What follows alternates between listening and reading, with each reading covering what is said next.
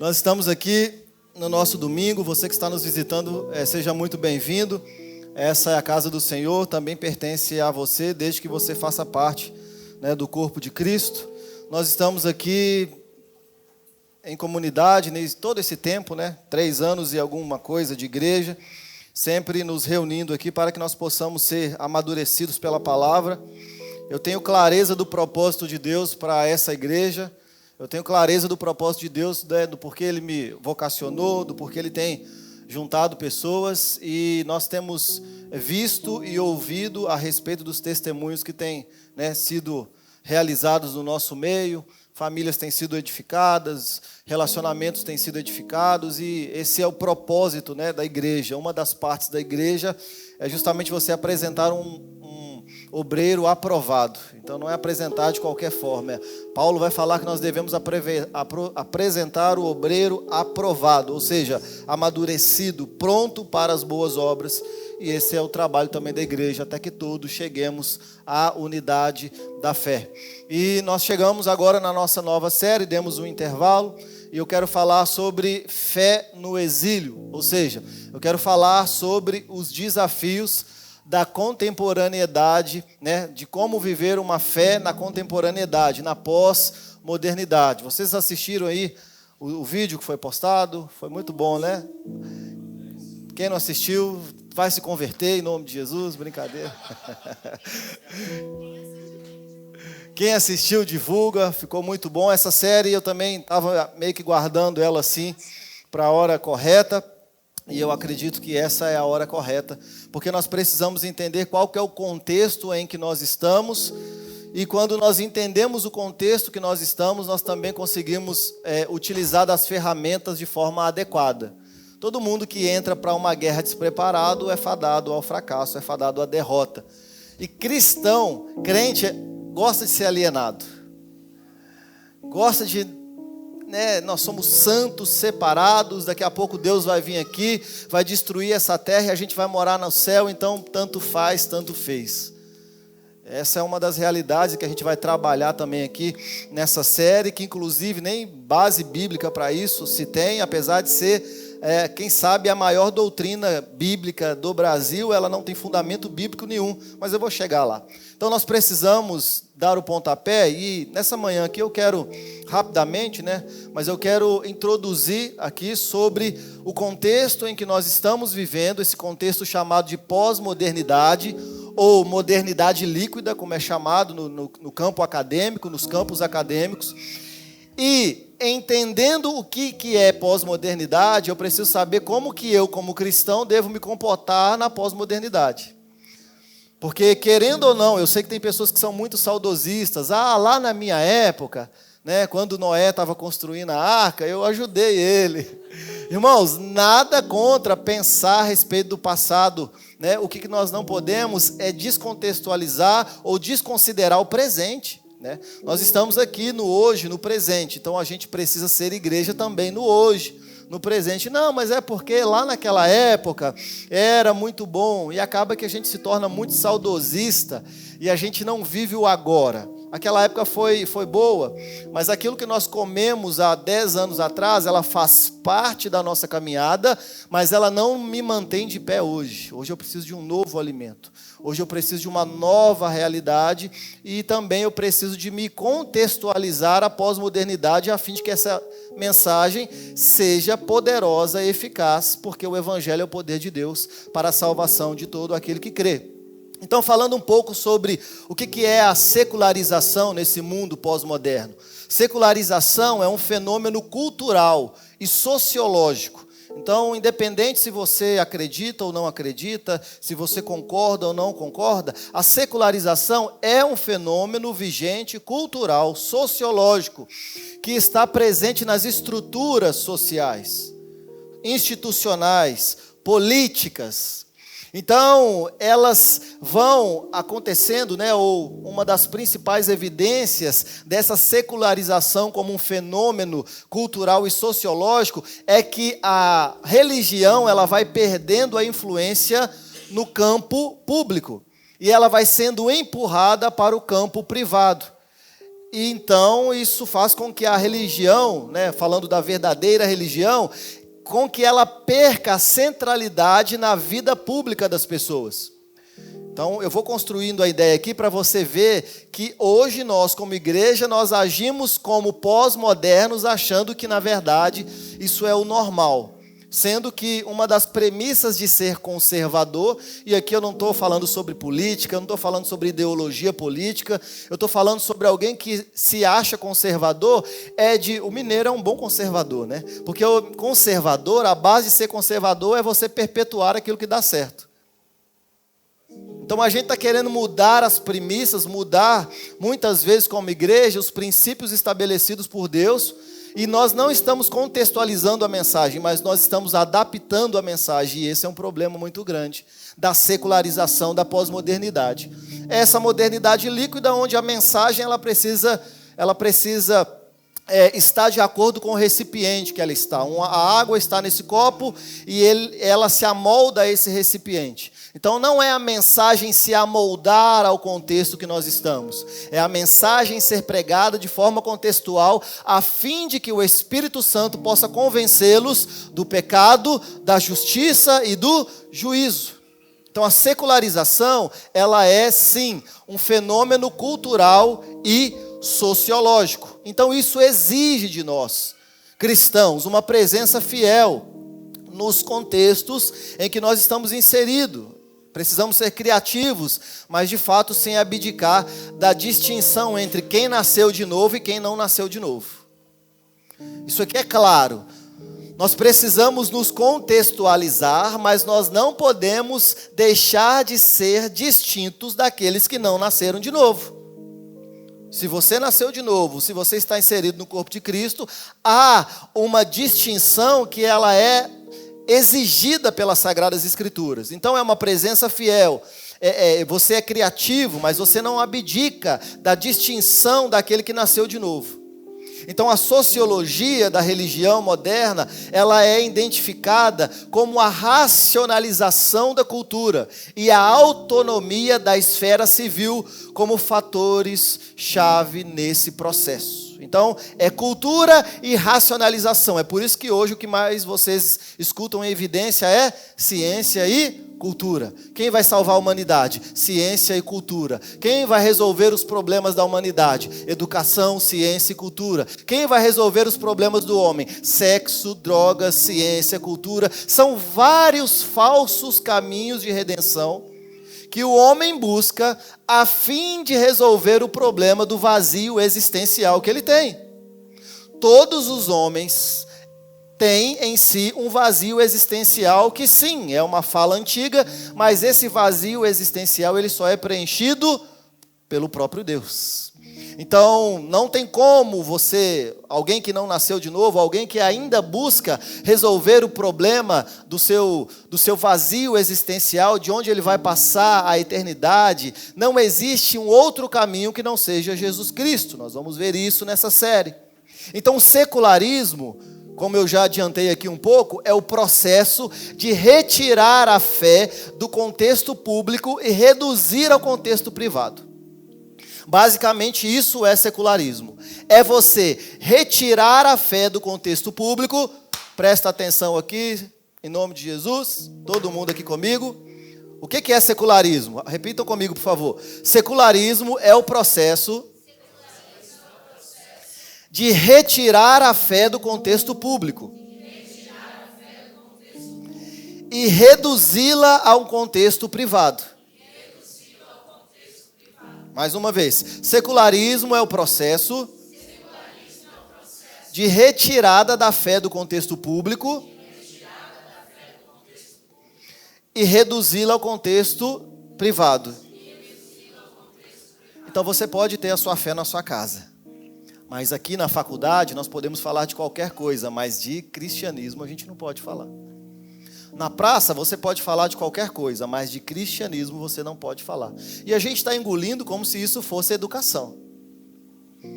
A gente está engolindo mesmo vivendo numa sociedade plural, e a pluralidade da sociedade ela foi alcançada pelos cristãos, né, essa laicidade do Estado, ela é o direito legal de você poder expressar aquilo que você crê. E isso foi conquistado pelos cristãos no início. Agora, quando nós vemos a pós-modernidade, eles estão agora colocando o contexto da fé num contexto privado, porque não pode mais ser falado no público. Você pode falar qualquer coisa, você pode postar qualquer vídeo, né, como está bombando aí nesses dias, de adultizar as crianças, você pode falar qualquer bobagem que você quiser, você pode viralizar com qualquer porcaria que você quiser postar, mas se você fala sobre cristianismo, aí a gente já precisa sentar e conversar, porque as coisas não são bem como a gente quer. E eu vou daqui a pouco te mostrar alguns números para você perceber como que o buraco é muito mais embaixo do que a gente pensa. Então, o que é a pós-modernidade? A pós-modernidade, ela é caracterizada pela desconfiança em narrativas, relativismo ético, pluralismo. A pós-modernidade, ela apresenta um desafio de oportunidades. Qual que é o nosso problema hoje? Não é falta de oportunidade. O nosso problema hoje não é não ter informação. Na verdade, o nosso problema hoje é por causa das muitas metas narrativas, isso causa muito mais uma desconfiança do que uma confiança. O leque de opções que nós temos faz com que nós paremos e nós não avancemos. Isso é característica da pós-modernidade. E eu disse aqui algumas falas atrás que foram os cristãos que no passado eles conseguiram o direito da laicidade do Estado. Então a sociedade plural, ela é bem-vinda. O que é uma sociedade plural? É porque você pode crer no que você quiser crer, você pode prestar culto a quem você quiser prestar culto, você pode gostar da ideologia política que você quiser gostar, desde que não corrompa os princípios do Evangelho, porque também, né, o povo também é 8 ou 80. Você pode fazer o que você quiser no ambiente que você quiser, isso é pluralidade. Agora, o que é pluralismo? Pluralismo é quando nós dividimos eles e nós sempre temos razão sobre aquilo que as pessoas estão fazendo. Então não importa qual é a sua opinião, eu estou certo e você está errado. Não importa qual é a sua crença, a minha crença é a certa e a sua crença é a errada. Não importa o que eu quero, não importa o que está acontecendo. Na verdade, eu quero que todo mundo pense igual, se vista igual, haja igual, a fim de que todos nós sejamos no modelo da secularização, que é justamente o oposto do que Paulo está dizendo lá em Romanos capítulo 12. Vocês não devem se amoldar, nós vamos falar sobre esse texto. Nós não devemos nos parecer com esse modelo, mas nós devemos sempre ser distintos, não como melhores que somos, mas pelo pouco que de Cristo já foi formado em nós. Isso é uma coisa que não dá para se negar na vida de alguém que nasceu de novo. Então o contexto pós-moderno, ele pode ser um canal para renovar esse chamado à fé cristã. E essa fé no exílio fala justamente sobre isso. É uma convocação para renovarmos a nossa fé, para que nós possamos viver com uma postura de crente, de cristão, de alguém que de fato nasceu de novo e precisa, irmãos, precisa evidenciar caráter de Cristo na sociedade onde nós estamos. É por isso que nós precisamos alinhar a nossa cosmovisão. É por isso que nós precisamos entender qual que é o sistema vigente, ter clareza dos desafios atuais. Porque quando eu tenho clareza a respeito disso, eu consigo enfrentar os desafios com qualidade. O que vocês estão ensinando os seus filhos? Será que aquilo que você está praticando na igreja hoje tem mais a ver com o cristianismo ou com pós-modernidade? Será que a minha mentalidade hoje ela é mais voltada para a pós-modernidade ou para o cristianismo puro e simples, básico das Escrituras? Porque é um desafio para a nossa fé. É um desafio, porque a fé cristã, ela sustenta que mesmo em contextos adversos, e nós vivemos em contextos adversos, Deus está soberanamente presente em todos os lugares. Então talvez nós não temos hoje um desafio de sermos perseguidos fisicamente, ainda não. Mas nós já vivemos em contextos adversos, onde muitos cristãos já caíram na sedução do sistema e nem perceberam. Você sabe aquela velha história de como matar um sapo? Você coloca ele na água fria, você liga o fogo e você vai deixando aquele sapo cozinhar. a água vai esquentando aos poucos, e ele não percebe que a temperatura está mudando por causa da pele dele, que vai se adaptando à temperatura da água. Tem muito crente que está vivendo dessa forma. Ele está tentando se adaptar ao sistema, achando que assim ele está evidenciando um caráter de Cristo, quando na verdade, irmãos, ele está sendo cozinhado e ele nem percebeu. É um desafio para nós vivermos em contextos adversos. Por quê? Porque o desafio é, você vive em um contexto adverso. Esse mundo, sistema, jaz no maligno, é o que a Bíblia nos ensina. Então qual que é o desafio? É viver. Porque a Bíblia exige que todos nós vivamos uma fidelidade bíblica diante do relativismo que nós vivemos hoje. Então não é sobre a nossa opinião, não é sobre o que nós pensamos, é sobre o que a Bíblia, é uma fé, é uma fidelidade fidedigna das Escrituras. Nós precisamos renovar a nossa pregação, nós precisamos formar discípulos, nós precisamos cultivar uma comunidade que viva o Evangelho com solidez e relevância. Ah, Pedro, mas sabe o que parece? É porque a maioria das pessoas no mundo são cristãs. Eu vou te mostrar alguns números aqui, porque talvez você vive numa bolha e ainda não sabe. Olha só. Essas estimativas eu trouxe aqui, você pode pesquisar isso aqui, né, nas inteligências artificiais de hoje em dia, em qualquer fonte da internet você vai ver isso aqui. Olha só, hoje nós temos no mundo, a população mundial hoje de protestantes, porque eu ainda preciso explicar, protestantes não praticantes, eu vou falar isso agora, mas olha só, protestantes... Nós temos uma população mundial hoje de 11,6% a 13%. E você achou que era a maioria, né? Hoje, nós temos, em média, de 11,6% a 13% de população mundial de protestantes. Então, dentro desse grupo de protestantes, nós temos uma estimativa de que 37% são protestantes praticantes. E aqui eu vou te explicar o que significa isso. Olha só, contextos gerais, um censo em 2022 sobre protestantes, aqui falando só do Brasil. Em 2022, 26,9% da população, a gente está falando aí de um número aproximado de 47,4 milhões de pessoas se declaravam protestantes. Aí nós tivemos um aumento com relação a 2010. Em 2010 era 21,6%, 35 milhões de pessoas. Então em 2010, 21,6%, 35 milhões de protestantes no Brasil. Em 2022 tivemos um aumento, 26,9%, ou seja, 47%. Então nós temos aqui, né, dados dos anos de 2016 a 2022 sobre a Igreja do Brasil. Em 2016, só para você entender onde que eu estou querendo chegar. Em 2016, 65% dos evangélicos, dentro desse número que eu estou falando aqui, 26,9% do Brasil. Estou falando de 47,4 milhões de pessoas no Brasil. Dentro desse número, em 2016... que era um pouco menor, mas olha só, 65% dos evangélicos frequentavam uma igreja mais de uma vez por semana. Isso em 2016.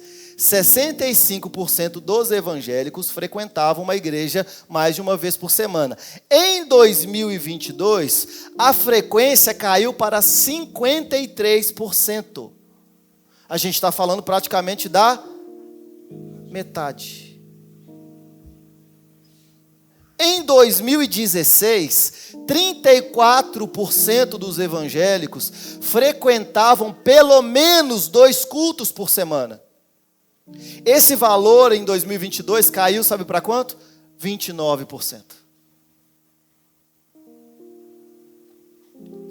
E segundo o IBGE, os não praticantes, porque existe agora essa diferença, né, de protestantes praticantes e de protestantes não praticantes. Quem são os protestantes não praticantes? Aqueles que não frequentam culto com regularidade. Você deve estar no censo do IBGE e nem sabe. Quem é o cristão protestante não praticante? É o que não frequenta culto com regularidade. Então, olha só. Nós temos um total de evangélicos em 2022, 47,4 milhões, no Brasil, como eu disse. Frequentadores regulares, nós temos 53%. Não praticantes, ou seja, cristãos que não frequentam assiduamente um culto, nós temos 47%. Estou falando de 22,3 milhões de pessoas que falam que são cristãos e não frequentam uma igreja.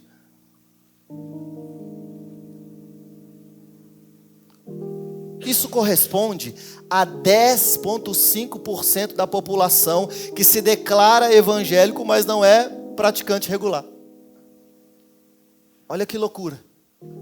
Agora vamos sair do Brasil, vamos lá para fora, só para você entender, porque nós podemos falar, por exemplo, da Europa, né, o berço protestante. Nós temos um percentual em 2022 de 26,9%. Isso aqui é o resumo do Brasil. Vamos lá para a Europa. Ó, Europa. Nós temos um chamado Eurobarômetro, que é uma forma, né, de calcular. Na União Europeia, em 2019, calcula-se que 9% da população total, até 2050, nós teremos menos de 9% de protestantes no Brasil, no mundo, desculpa.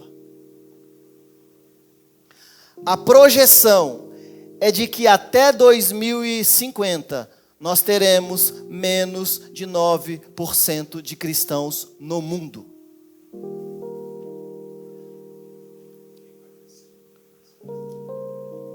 E a gente está pensando que, nossa, tem igreja pra caraca, tem muito cristão maduro, nossa, vamos alcançar os novos. Enquanto isso a gente está,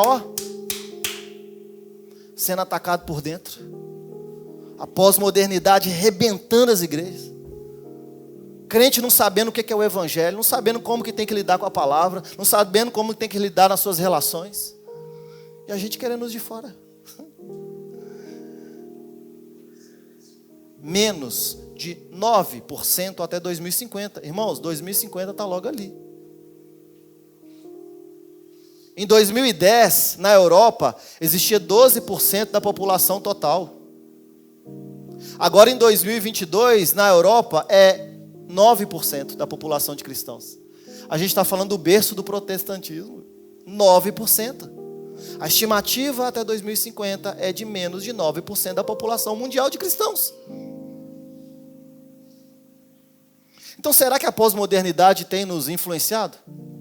Será que nós estamos pensando como verdadeiros cristãos ou nós estamos sendo influenciados pela pós-modernidade? Porque quando eu olho para muitas pessoas hoje, antigamente a gente ia para os cultos com prazer. Eu não estou falando aqui, irmãos, porque a gente precisa de equilíbrio. A gente precisa de maturidade para equilibrar as coisas. Eu não estou falando daquelas pessoas que ficavam de segunda a segunda dentro de um prédio de uma igreja, achando que estavam vivendo o reino de Deus, enquanto isso a família dela estava sendo destruída. Eu não estou falando desse grupo de pessoas. Eu não estou falando daquele grupo de pessoas que dava tudo para os outros e não dava nada para a família. Atenção para os outros, não dá atenção para a família. É só investimento nos de fora e não investe na família. Eu não estou falando desse grupo. Eu estou falando de pessoas que eram verdadeiramente cristãs e que tinham prazer de ir nos cultos. Hoje em dia a gente tem que ficar convencendo o crente a ir todo domingo.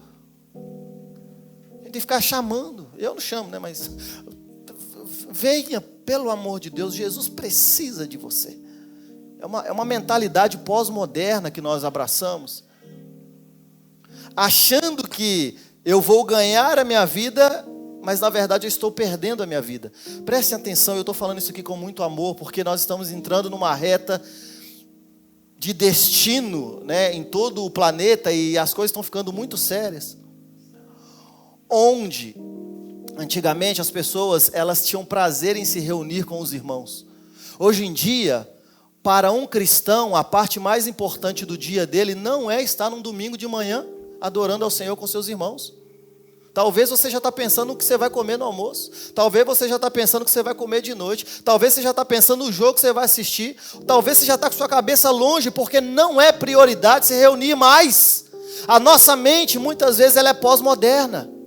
Isso aqui não é prioridade mais para muitas pessoas. Sabe qual que é a média de falta que nós temos aqui todos os domingos? Numa igreja pequena, entre adultos e crianças, 160 pessoas. Você sabe qual que é a nossa média de falta por domingo aqui? 35 pessoas, membros, adultos. E a gente é uma igreja saudável. Aleluia. Eu vou tirar essa frase dessa igreja daqui a pouquinho. Tá bom? Vamos parar de falar isso. Vamos só orar para ser uma realidade. 35 adultos que são protestantes não praticantes, segundo o IBGE, eles não sabem. E como que a gente lida com essas coisas? Será que é estratégia mercadológica? Como que a gente lida com essas coisas?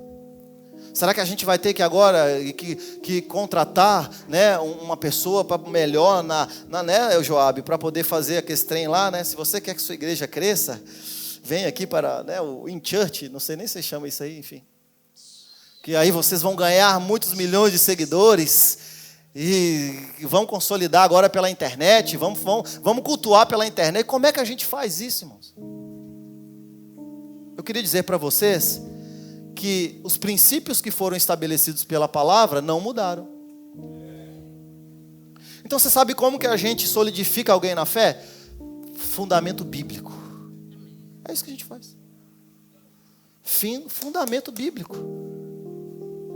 Porque o evangelho continua sendo o poder de Deus para a salvação de todo aquele que crê em 2025. E o será em 2030, em 2050, em 2080. Nós não precisamos atualizar um livro que é atemporal, irmãos. Como é que você atualiza um livro que é atemporal? Somos nós que precisamos ser atualizados segundo a palavra.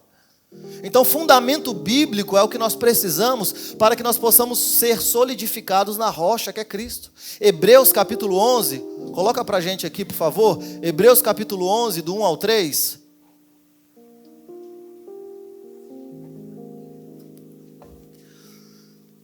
Diz assim: ora, a fé é a certeza das coisas que se esperam, a convicção de fatos que não se veem. Pela fé, entendemos que foi o universo formado pela palavra de Deus, de maneira que o visível veio a existir das coisas que não são visíveis, ou daquelas que não aparecem. Eu gosto muito dessa definição de fé, porque não existe outra forma de gerar fé no coração das pessoas. Testemunho não gera fé no coração de ninguém. Você vê a cura do seu lado, você glorifica a Deus, mas aquilo não gera fé no seu coração. A própria palavra diz que a fé vem pelo ouvir e ouvir pela palavra de Deus. A única forma de gerar fé no coração de alguém é pregando a palavra de Deus. Então essa expressão fé, ela não está falando de um assentimento intelectual, como as pessoas querem viver hoje em dia, mas está falando de uma confiança ativa, existencial, é uma substância, é uma realidade fundamentadora que nós temos na palavra de Deus. É por isso que sem fé é impossível agradar a Deus. Aqueles que não vivem uma vida de confiança ativa, de uma confiança existencial, elas desagradam a Deus. Escolhem deliberadamente viver no pecado. O que nós temos nesse texto, traduzido por certeza, é um termo técnico que fala sobre uma realidade objetiva. É um fundamento essencial. Assim como lá em Hebreus capítulo 1, versículo 3, está falando que Cristo é a expressão exata de Deus. Aqui também está falando que essa certeza que nós temos é uma expressão de que nós cremos no Cristo. E por isso nós andamos em certeza, por isso nós andamos em fé, por isso nós somos fiéis, porque nós temos certeza, convicção, já que vivemos uma vida pautada na fé. Então, quando ele vai falar sobre convicção, a convicção é a prova, ele vai falar sobre uma persuasão baseada na realidade. É porque nós sabemos que os fatos são reais, nós também temos uma convicção de que aquilo que nós ainda não vimos, se está pautado na palavra de Deus, vai acontecer, porque Ele é fiel para cumprir tudo aquilo que Ele prometeu. Então essa palavra vai falar sobre aquilo que Deus ainda não fez, na verdade aquilo que ainda não realizou e que vai existir, porque aquilo que Deus disse vai acontecer. E nós, como cristãos, devemos viver uma vida pautada na fé. Não em sermos existenciais, não em sermos pós-modernos, não em nos amoldarmos segundo a contextualidade que nós estamos. Nós precisamos ser distintos daqueles que nós convivemos. É a falta de equilíbrio. Quer dizer então que eu não vou ter amigo nenhum que não é cristão? Você deve ter amigo que não é cristão. O que você não pode é ser mais mundano que eles.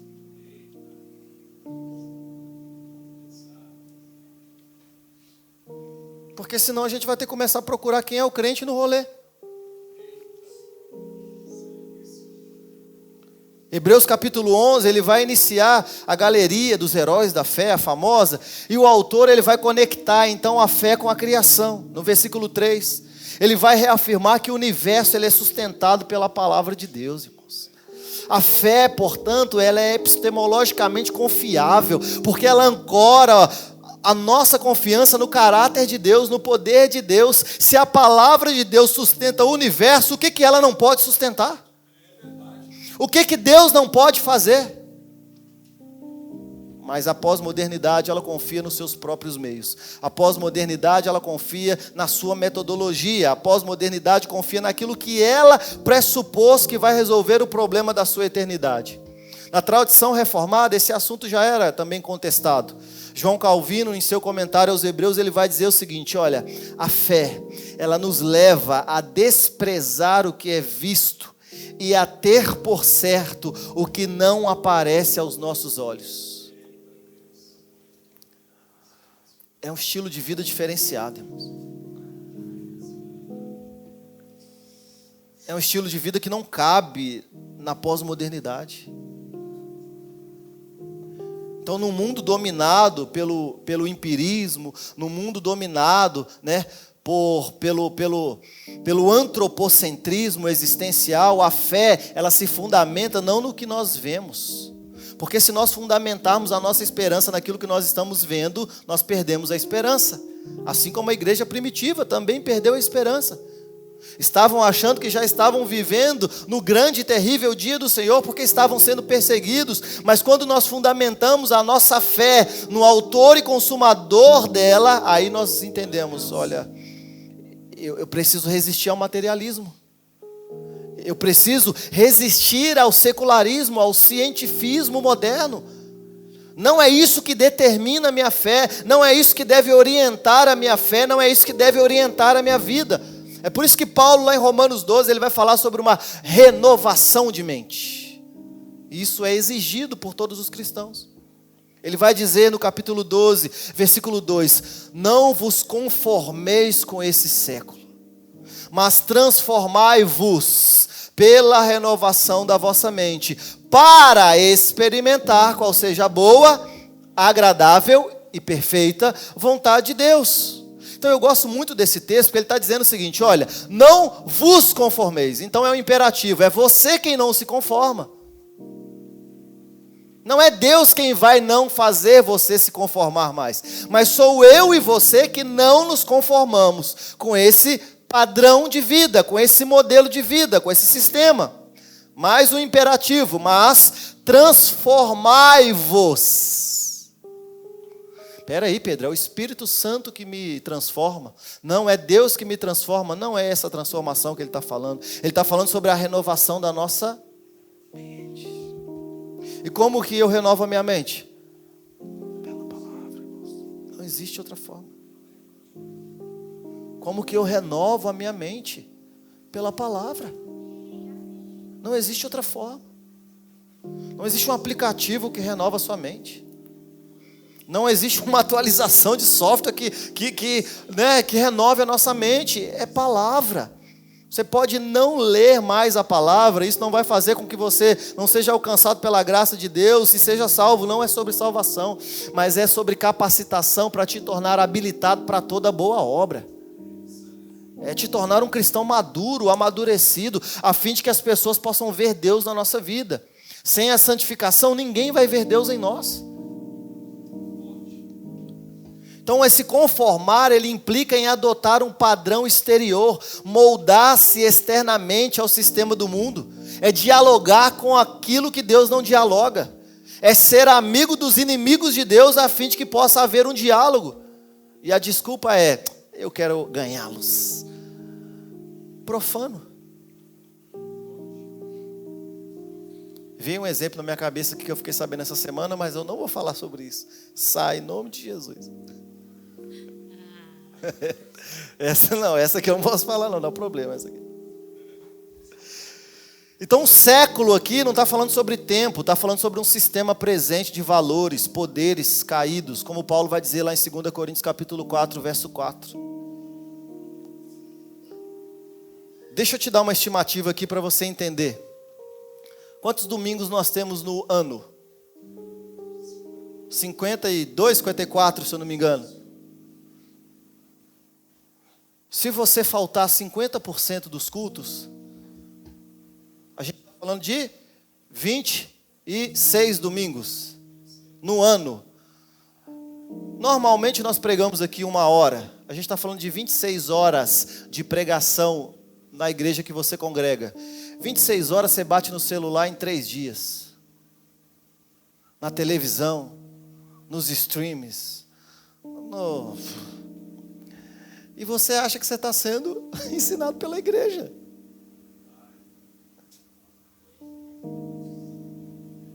A sua mentalidade está sendo formada não é pela palavra, irmão. Se nós agimos dessa forma, não é. E nós vamos ver nessa série que o Satanás, ele não aparece de chifre e rabo dizendo, me adorem. Ele seduz a você a se adorar.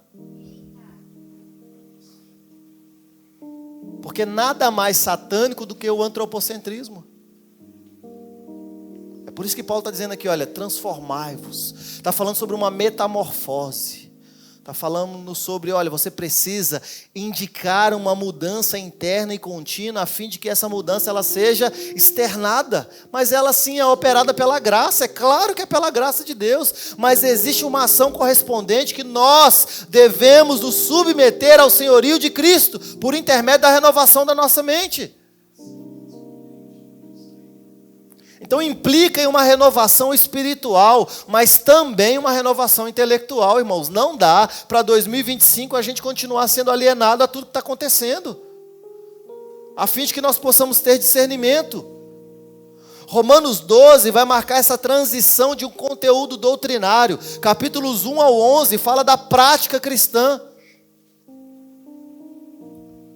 O autor está nos convidando a viver uma vida de sacrifício. Qual que é o tipo de sacrifício? Vivo, santo e agradável a Deus. O que é viver uma vida de sacrifício?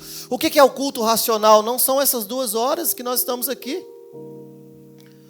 Porque a não ser se eu for muito carnal, isso aqui para mim não é um sacrifício. Estar aqui, escutar boas músicas que louvam ao Senhor, escutar uma boa palavra, estar entre os irmãos, ar-condicionado, sentado numa cadeira, cafezinho ali, isso é sacrifício para quem?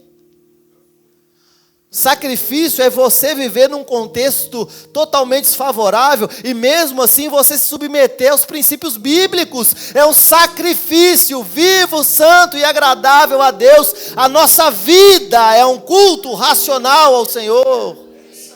Sendo transformados pela nossa mente, renovados por Cristo. Então Calvino ele vai dizer o seguinte, olha, o autor ele exige de nós uma nova forma de pensar. Falando de Romanos, ele está falando de Paulo. Paulo nos exige uma nova forma de pensar, opostos aos nossos desejos naturais. Talvez quando a gente fala sobre secularização, talvez quando a gente fala sobre pós-modernidade, nós sempre pensamos no outro, mas o nosso maior inimigo somos nós mesmos. Os nossos desejos naturais, a renovação da nossa mente é uma verdadeira conversão ao Senhor. Qual é o maior fruto de conversão ao Senhor? É você estar numa modernidade líquida, numa pós-modernidade, e você ser oposto ao sistema vigente, mesmo que isso vá contra os seus desejos. Porque é aí que está. Não é que eu tenho repulsa. Ai, meu Deus. Eu olho isso aí, me dá até enjoo no estômago. É você querer aquilo e você saber, eu preciso da minha mente renovada. Eu não vou viver de acordo com esse sistema. Eu não vou viver de acordo com esse século. Eu não vou me conformar. Então, no contexto da secularização, onde o pensamento sim é moldado pelo relativismo, pelo subjetivismo, o cristão ele é chamado a essa renovação, irmãos. E essa renovação ela não é um evento, ela é contínua, ela é paulatina. Nós vamos resistindo ao conformismo cultural e nós vamos nos amoldando. Nossa, eu estou lendo a Bíblia, né? Tem 3 anos que eu leio a Bíblia, parabéns, continua lendo a Bíblia. Irmãos, nós vamos ler o Novo Testamento, mas eu já li o Novo Testamento, parabéns, lê de novo.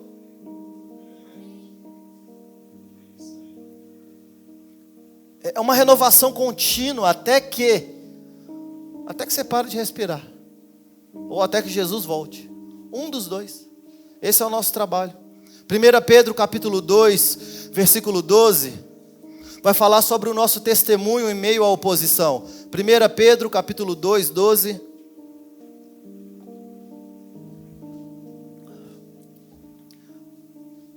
Pedro falando para a igreja, ele diz o seguinte: olha, vocês precisam se manter de forma exemplar, mantendo exemplar o vosso procedimento em meio dos cristãos. Aleluia. É isso que está escrito ali? Não, irmãos. Dos gentios. Para que naquilo em que falam contra vós, como de malfeitores, observando-vos em vossas boas obras, glorifiquem a Deus no dia da visitação. Então aqui a gente pode trabalhar muitas coisas nesse texto. Por exemplo, você precisa ter um procedimento exemplar em meio aos gentios. Para quê? Para que eles possam ver a diferença em você. Mas eles começam vendo a diferença falando mal de você. Eles não começam vendo a diferença te elogiando. Nossa, você é tão crente, tão bom. Não, eles começam falando mal mesmo, como malfeitores, falando contra vós como malfeitores. Observando-vos em vós as vossas boas obras. Então, a glorificação que você vai ter aqui, ou a glorificação que eles vão apresentar é a Deus, não é a você. A você, eles vão continuar falando mal como malfeitores, mas a fim de que eles possam observar as nossas boas obras e que eles glorifiquem a Deus no dia da visitação. Então está falando de uma conduta, de um modo de como nós devemos viver. Claro que engloba um comportamento ético do cristão. Não é só interno, a gente está falando de coisa externa.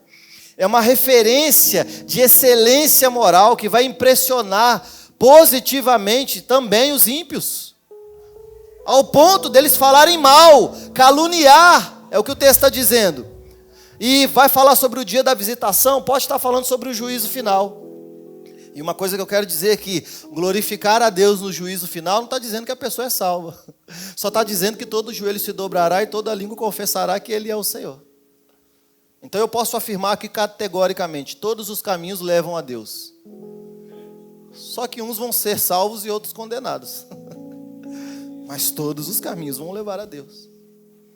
Então os leitores de Pedro, eles já estavam sofrendo uma certa oposição, uma certa perseguição por calúnia. Era leve, mas já estava sofrendo isso. E a exortação de Pedro é: vocês precisam viver com retidão, principalmente aos que os acusam.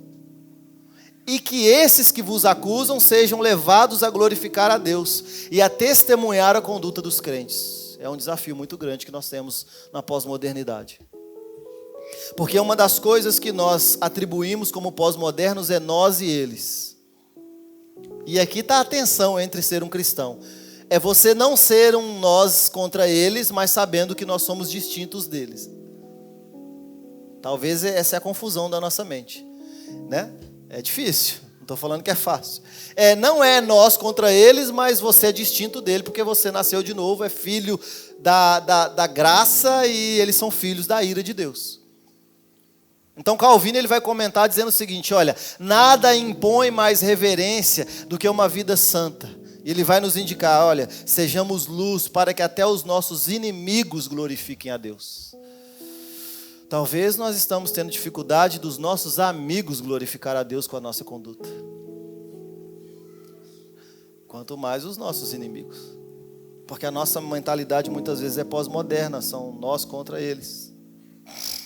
Nós criamos hinos pós-modernos. Quem me viu passar na prova e não me ajudou, quando eu estiver na bênção, você vai se arrepender. Eu vou estar no palco e você na plateia. E o resto, eu nem sei se está certo isso, mas o resto é o pior ainda, eu não vou lembrar, porque eu não tenho tempo para escutar essas coisas.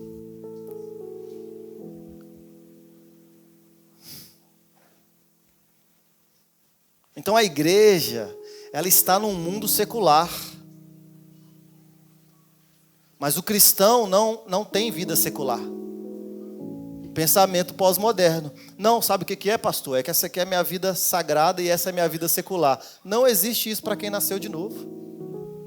Se você nasceu de novo, sagrado é onde você está, já que somos templo do Espírito Santo. Não é porque você está num mundo secularizado que você pode estar sendo secularizado. Se você está no seu trabalho, ali é sagrado, porque a Bíblia diz, tudo quanto fizerdes, fazei como se fosse para Deus. Se está servindo o seu patrão, faça como se fosse para Deus, porque é de Deus que você vai receber a recompensa. Não faça só coisas boas quando o seu patrão estiver olhando. Não existe mais secular e sagrado para alguém que nasceu de novo, mas nós vivemos num mundo secularizado. E nossa postura de cristãos, no mundo secularizado, é manter uma integridade moral, ética, pública. Ah, mas eu estou sendo injustamente acusado. Isso, dá um testemunho fiel, seja um instrumento na vida das pessoas, a fim de que eles possam glorificar a Deus. Seja com a conversão de incrédulos no futuro, ou inclusive que seja para juízo escatológico, mas seja para a glória de Deus. Então esses contextos aqui que nós lemos, isso mostra como que a fé cristã, ela não apenas ela deve resistir ao secularismo, mas ela deve brilhar em meio a ele pelo seu caráter que transcende todas as coisas. Não é só resistir, é brilhar, é ser luz, é ser sal. Então o cristão, ele deve viver como uma testemunha moral, uma testemunha espiritual. Como que nós vivemos isso, irmãos? De forma íntegra, autêntica. Por que nós não conseguimos muitas vezes viver isso na pós-modernidade? Falta evangelho. Talvez nós fomos amoldados pela religiosidade, não pelo evangelho. Então como que eu, como cristão, alguém que nasceu de novo, eu vivo num ambiente secular? Através da cosmovisão pautada no evangelho. Então Calvino, ele vai dizer o seguinte, olha, nas suas institutas, ele vai dizer que as esferas da vida, família, sociedade, estados, estão todas sujeitas ao senhorio de Cristo, mas elas devem resistir ao dualismo secular e sagrado. Então, na teologia reformada, por exemplo, nós temos essa vertente de que nós não devemos demonizar a cultura.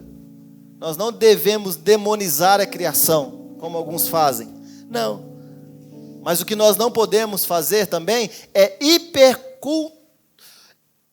hipercultuar a cultura. Ou hipercultuar a criação. Ou hipercultuar as artes, como alguns cristãos estão fazendo hoje. Nada disso é caminho de redenção. O caminho de redenção se chama Jesus Cristo, o autor e consumador da nossa fé. Luiz Berkhoff, ele vai dizer o seguinte, olha, ele vai seguir aí a teologia de Abraham Kuyper. Berkhoff, ele vai dizer que existe uma agenda cultural, e aqui eu não estou falando sobre ideologia política, mas também estou falando sobre ideologia política, porque eu estou vendo assim um desequilíbrio gigantesco, gente. Você sabe o que a gente passou como igreja alguns anos atrás, ou eu sou do fulano, ou eu sou do ciclano. Mas a fim de não ser nem de um nem de outro, tem gente abrindo mão de pressupostos bíblicos para dizer que é de todo mundo. Abraham Kuyper vai dizer que existe uma agenda cultural. E que essa agenda cultural, assim como existe na secularização, nós também como cristãos, nós devemos então não viver uma vida negando que existe um individualismo, um secularismo radical também dentro das nossas igrejas. Então ele vai dizer o seguinte, olha, existe uma atuação que é distinta na forma, mas ela é integrada na substância, e é por isso que nós precisamos exercer a nossa fé. Porque sem fé, nós não conseguimos agir com integralidade do nosso ser. Lutero, ele vai estabelecer uma doutrina chamada de doutrina dos dois reinos. Ele vai dizer o seguinte, olha, a distinção entre o reino do evangelho e o reino secular, ela é existencial. Mas nós devemos saber que existe uma distinção sem separá-las da esfera espiritual autônoma. Ou seja, eu vivo num mundo secularizado, eu sei das dificuldades, eu sou distinto, mas eu preciso influenciar as esferas da sociedade que eu estou inserido. Mas sem negar a minha fé.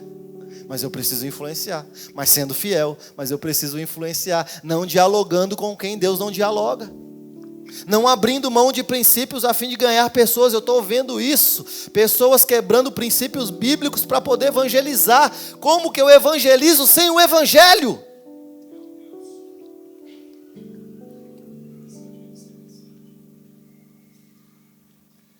Algumas posturas que nós podemos ter a fim de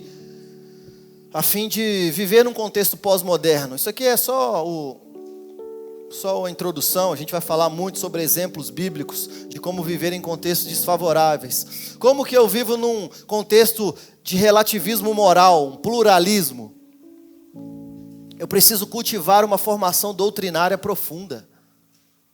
A igreja errou muito tempo nisso, em terceirizar a teologia. Ah, você quer saber teologia? Vai para o seminário. Não, você quer saber teologia? Vem para o culto, irmãos. É a plataforma, teologia. Ah, sua pregação é muito profunda. Não é, você que é raso mesmo. Aqui é só palavra. Então é uma doutrina profunda, aprofundada. Não é sobre mérito meu, nunca foi. É só sobre a palavra mesmo. É uma pregação expositiva, ler o texto, explicar o texto, aplicar o texto. Coisas básicas. Cursos aí que nós fazemos. Instruindo discípulos para ter discernimento bíblico. Irmãos, como que eu vivo uma vida numa pós-modernidade relativista? Sabendo que é doutrina teológica. Sabendo que é a verdade. Como que eu vou saber o que não é a verdade? Sabendo o que é a verdade. Como que eu vou viver no relativismo moral? Sabendo o que é a verdade. Não tem outra forma. Individualismo e narcisismo. Como que nós vivemos num contexto de individualismo e narcisismo? Primeira coisa, vamos promover uma vida comunitária intencional. Olha lá, ensino, comunhão e influência. Por que a gente de semana a semana está aqui falando? Abra a tua casa. Abra a tua casa. Encontre os irmãos ao longo da semana. De casa em casa. E não é encontro para poder comer, beber e sorrir. Isso aí tem que ser secundário nos nossos encontros. São encontros para que nós possamos edificar uns aos outros pelo poder da comunhão que só é exprimido por intermédio do Evangelho. É o que eu falo a partir do Evangelho, edifica ao próximo e me edifica. Então nós temos momentos comunitários intencionais. É um discipulado mútuo, é um serviço coletivo, porque a gente precisa resgatar a dimensão do corpus da fé reformada. Nós somos o corpo de Cristo. E é por isso que eu acho muito difícil, ou muito estranho, alguém que não prioriza, declarando ele ser cristão, não prioriza viver com cristãos. É estranho. Eu acho muito estranho isso. Até porque nós estamos sendo criados como um corpo, como edifícios de pedras vivas, para que nos tornemos a casa de Deus, é o que Paulo vai dizer. E qual é o nosso destino eterno? Vivermos em comunidade. Então isso aqui é um ensaio para a eternidade. Nós somos uma expressão do corpo aqui nessa igreja local. Mas isso aqui já é um ensaio, já é uma sombra daquilo que acontecerá eternamente. Individualismo e narcisismo. Promova vida comunitária. Discipulado mútuo, serviço coletivo. Resgate as dimensões do corpo de Cristo, o corpus da fé reformada. Outra coisa é uma fé fragmentada, ou uma fé de ocasião. Aquela pessoa que acredita em algumas coisas, em outras não. Ela fragmenta a fé, ou dependendo da ocasião, ela exerce a fé, dependendo da ocasião, ela não exerce a fé. O que nós podemos fazer? Ler a palavra. Hebreus capítulo 11 é um modelo de perseverança em fé. Isso é invisível, mas nós precisamos incentivar uns aos outros na nossa vocação. Viver uma vida sacrificial ao longo do tempo, para que a nossa fé seja desenvolvida, e mesmo que ela não seja tão madura agora, ela a será futuramente, porque nós estamos vivendo uma vida de sacrifício e de encorajamento aos irmãos a amadurecer na fé. Por isso que de domingo a domingo, de casa em casa, reunião de oração, nas mesas ao longo da semana, nós estamos sempre encorajando os irmãos a ser amadurecidos na fé. Isolamento espiritual, tudo isso aqui são características da fé pós-moderna, né? Repetir aqui para você: relativismo moral e pluralismo. Não, sabe o que é? Porque sua igreja crê desse jeito, mas a minha crê desse jeito, eu creio daquele jeito, eu creio daquele jeito. O povo está discordando daquilo que é espinha dorsal do evangelho. Não é sobre o que é secundário. Eles estão discordando do que é espinha dorsal.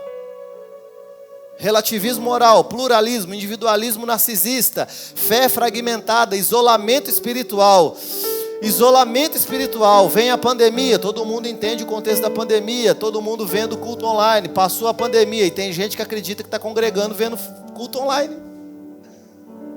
Onde você congrega? É lá na tal lugar, mas essa igreja não é em outra cidade? Não, mas é porque é online. Online é você. Você que é online. Tinha um cara lá na igreja quando eu era adolescente que ele era meio doido, que a gente apelidou ele de online. Adolescente, você sabe como é que funciona. O online chegou.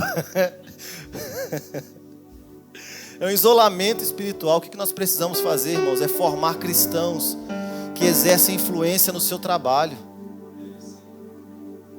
influência na educação política local. O que a pós-modernidade pensa? Vamos levantar um crente aqui para ir para a política. Aí chega lá, todo mundo já sabe o que acontece. O que a palavra nos ensina? Você ensina o evangelho e o vocacionado se levantará e vai influenciar na política, irmãos. É isso que tem que acontecer, é totalmente diferente. Crente vota em crente, eu voto em quem eu quiser. Tem muito crente que é ruim de política. É por isso que a gente forma primeiro um bom cristão com o evangelho. E se ele tiver a vocação, ele vai exercer a vocação na esfera que ele está inserido. Seja na mídia, usando os seus dons como cultura. Não existe essa de isolamento espiritual para alguém que nasceu de novo. Ceticismo e descrença da verdade. Nós precisamos, irmãos, dia após dia, defender a autoridade das Escrituras. A Bíblia é a palavra de Deus. A Bíblia é a palavra de Deus.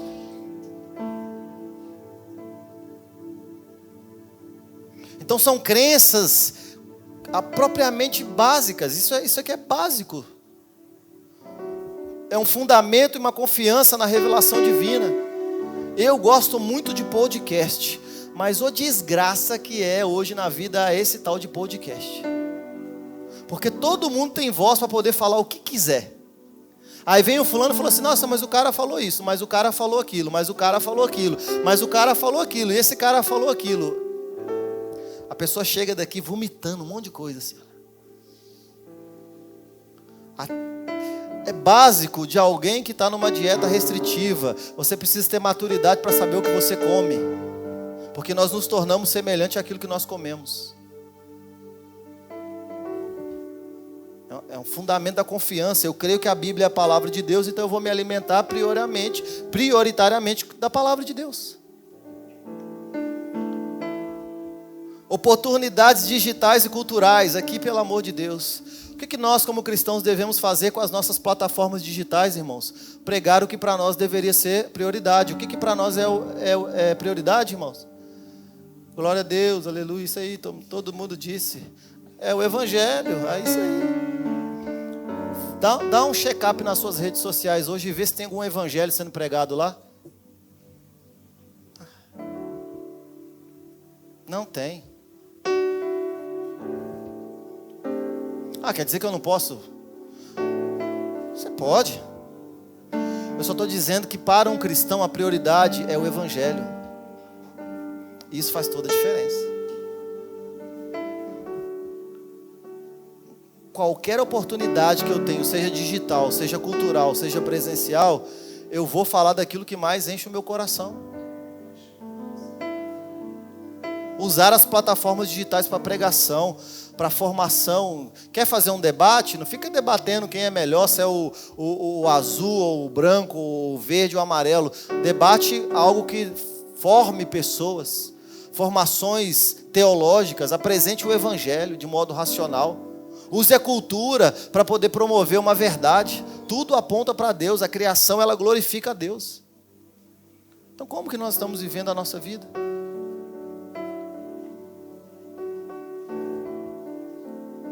Eu sei que muitos de nós estamos vivendo a vida como se o cristianismo não fosse prioridade nas nossas vidas, mesmo eu declarando sendo cristão.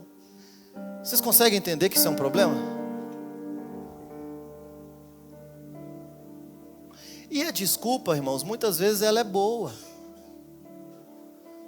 Por que você não vai priorizar o reino de Deus? Não, mas sabe o que é? É porque eu comprei uma junta de bois e eu vou ter que ir lá verificar, né? Porque você sabe, né? Junta de bois é um aparelho caríssimo na época para a lavoura.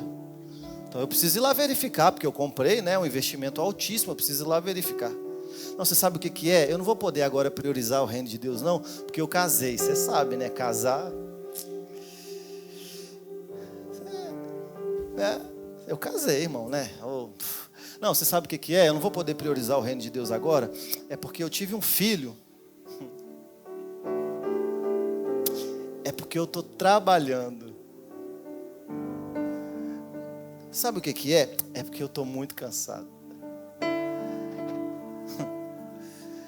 São desculpas que nós damos a nós mesmos, inclusive a própria Bíblia já lida com isso, a fim de nós nos convencermos do porquê nós não estamos sendo cristãos como deveríamos ser. Então pode até parecer que está pegando muito pesado, você está querendo que a gente fique aqui de segunda a segunda. Não é sobre isso.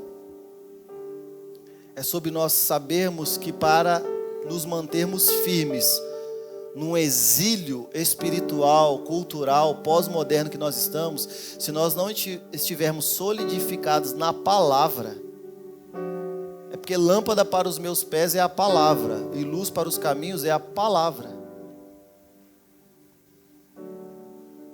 Então você pode tentar continuar se convencendo, não, mas qualquer coisa, mesmo que seja boa, se estiver no lugar do reino de Deus, e você estiver buscando como prioridade na sua vida, isso se torna idolatria. E algo que eu gostaria de falar para vocês aqui, sentir essa nota no meu coração. Casamento não é o ápice da vida de ninguém, não, irmãos. Ápice da vida de um cristão é Cristo. Casamento é uma forma de nós sermos amadurecidos, assim como a paternidade e a maternidade, mas o ápice da vida de um cristão é ser como Cristo.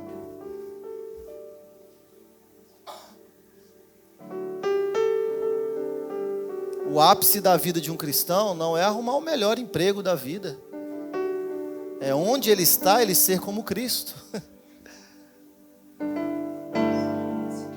Então a secularização e a pós-modernidade, elas devem ser vistas como uma realidade, não tem como lutar contra. A previsão até 2050 é de menos de 9% de protestantes no mundo. Então aquela musiquinha que a gente cantava, né? Só vai melhorar. Uhum. Só que é ao contrário. Então existem desafios e adversidades. Só que esses desafios e adversidades, eles nos convocam, como cristãos, a viver uma fé resiliente, contextual, fiel à palavra, fiel às Escrituras. Então nós temos aí teólogos do passado, mas também teólogos contemporâneos, que eles nos incitam a repensar a forma de levar o evangelho a um mundo pós-moderno. E eu estou repensando algumas coisas que eu ouvi há uns dias atrás, e eu orei, e pensei, repensei, e tem muito de pós-modernidade naquilo que parece ser muito piedoso, nas falas. Então a igreja, ela deve hoje formar discípulos com a mente renovada, a fim de que nós possamos construir juntos uma comunidade saudável, vocações vivas, atuando dentro de um mundo secular, porque nós amamos ao Redentor da nossa salvação. Por que nós devemos viver uma vida dessa forma? Porque nós amamos a Cristo e porque nós fomos alcançados por Ele. Então nós vivemos uma vida que glorifica a Deus. Mas a pergunta que é feita na palavra é: será que será achada fé no mundo? Não vai ser da maioria. A questão é, em qual grupo você quer estar? Nos 9% ou nos 81%, 91%?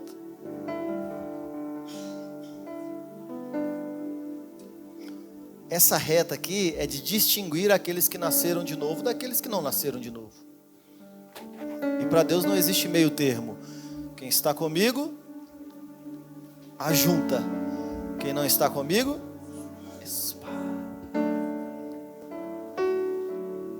então que nós possamos ser desse grupo que está inserido no corpo de Cristo, porque precisamos exercer uma fé no exílio, irmãos. Nós vamos crescer nisso nesses próximos, hoje mais 4 domingos, em nome de Jesus. Fique de pé nessa manhã.